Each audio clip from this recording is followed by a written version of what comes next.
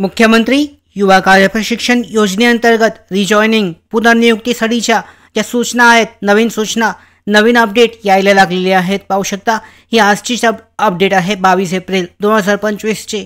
यानुसार पाहू शकता जिल्हा कौशल्य विकास रोजगार आणि उद्योजकता मार्गदर्शन केंद्र छत्रपती संभाजीनगर यांच्या अंतर्गत 5 महिने मुदतवाढ देण्याबाबतची सूचना परिपत्रक जाहीर करण्यात आलं आहे.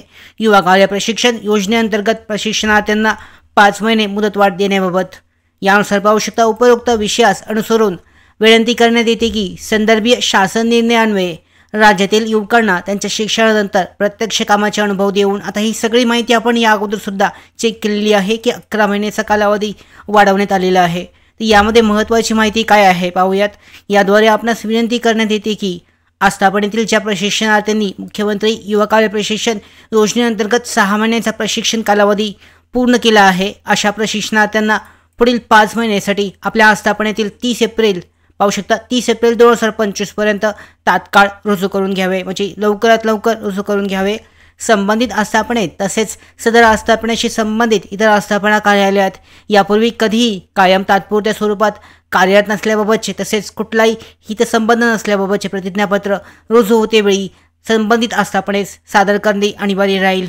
तसेच प्रशिक्षणार्थ्यांना रुजू करून घेतल्यानंतर संबंधित आस्थापनेचे प्रतिज्ञापत्र, प्रशिक्षणार्थ्यांचे प्रतिज्ञापत्र, रुजू आदेश या कार्यालयाकडे पाठवण्यात यावा ही विनंती आहे. विहित नमुना यासोबत जोडला आहे. पाहू शकता या अगोदर सुद्धा जो नमुना आहे आपण पाहिला होता, यामध्ये ऑटोफेश जो आहे डिटेल, तुमचे नाव वगैरे ते सगळं रिजॉइनिंग पोर्टल जे आहे रिजॉइनिंग टॅबमधून तुमचं नाव सिलेक्ट केल्यानंतर ॲपला अपलोड केल्यानंतर या पद्धतीने तुमचा रुजू आदेश त्याचबरोबर प्रतिज्ञापत्र उपलब्ध होईल. हे तुम्हाला डाउनलोड करून दिलं जाईल. त्याच्यावर तुम्हाला सही करून सबमिट करायचं आहे कार्यालयाकडे.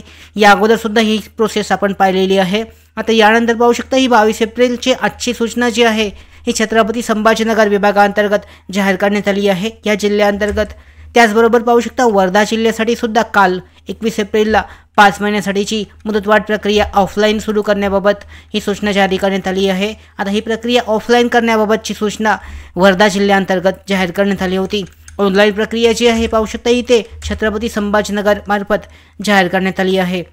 तर उपरोक्त संदर्भीय यामध्ये पाहू शकता पोर्टलवर एम्प्लॉयर लॉग इन या सेक्शनमध्ये रिजॉइनिंग टॅब उपलब्ध झाल्यानंतर ज्या प्रशिक्षणार्थ्यांची नियुक्ती ऑनलाईन पद्धतीने आस्थापना स्तरावरून अद्ययावत करणे बंधनकारक राहील. म्हणजे पाहू शकता 2 दिवसात अत्यंत महत्त्वाची सूचना उपरोक्त संदर्भीय विषयास अनुसरून आपणास कळवण्यात येते की ज्या आस्थापनेतील प्रशिक्षणार्थ्यांना 6 महिन्याचे प्रशिक्षण 10 मार्च पूर्वी पूर्ण झाले आहे त्यांना शासन निर्णयास अधीन राहून ऑफलाईन पद्धतीने पुनर्नियुक्ती आपल्या स्तरावरून देण्याची यावी. या संबंधित अहवाल नियुक्ती दिवसांच्या 2 दिवसांच्या आत कार्यालयात सादर करण्यात यावा. आणि यानंतर पाहू शकता नियुक्ती पहिल्यांदा देण्यात यावी ऑफलाईन पद्धतीने आणि त्यानंतर रिजॉइनिंग टॅबवर पुढची प्रोसेस जी आहे प्रक्रिया करण्यात यावी. त्याचबरोबर कोणत्याही शासकीय आस्थापनेत नवीन प्रशिक्षणार्थी घेता येणार नाहीत. फक्त 6 महिने कार्यकाळ पूर्ण झाला असेल अशा प्रशिक्षणार्थी जे आहेत यांची शहानिशा करून पुनश्च नियुक्ती देता येईल. अशा पद्धतीने ही प्रक्रिया असणार आहे. जिल्हा परिषद वर्धा अंतर्गत ही सूचना जारी करण्यात आली आहे ऑफलाईन नियुक्ती देण्याबाबतची. त्याचबरोबर पाहू शकता विद्यावेतनबाबत सुद्धा एक महत्त्वाची अपडेट आलेली आहे. ग्रामपंचायत अधिकारी यांच्या अंतर्गत मुख्यमंत्री युवा कार्य प्रशिक्षण योजनेअंतर्गत प्रशिक्षणार्थ्यांना विद्यावेतन मंजूर करण्याच्या प्रक्रियेत बदल करण्याबाबतची सूचना आहे. यामध्ये पाहू शकता यामध्ये आधार व्हॅलिडेशन करणं अनिवार्य करण्यात आलं आहे. शेवटची तारीख सुद्धा 30 एप्रिल 2025 आहे आणि 5 महिन्याचा विद्यावेतन हे आधार संलग्न आधार बेस्ड लिंक्ड जे बँक अकाउंट आहे त्या खात्यावर जमा करण्याची सांगण्यात आलेली आहे आणि त्यामुळे आधार व्हॅलिडेशन पूर्ण असणं आवश्यक आहे. या अगोदर सुद्धा या पद्धतीची माहिती आपण दिली होती. तर या पद्धतीने तुम्हाला लवकरात लवकर आधार व्हेरिफिकेशन पूर्ण करून घेणं आवश्यक आहे. अशा पद्धतीने ह्या नवीन सूचना ज्या आहेत सध्याच्या लेटेस्ट सूचना आलेल्या आहेत. ऑनलाईन आणि ऑफलाईन प्रक्रिया रुजू करण्याची प्रक्रिया, त्यांना नियुक्ती देण्याची प्रक्रिया लवकरात लवकर पूर्ण करून घ्यावी अशा पद्धतीची हे सूचना परिपत्रक जाहीर करण्यात आले आहेत.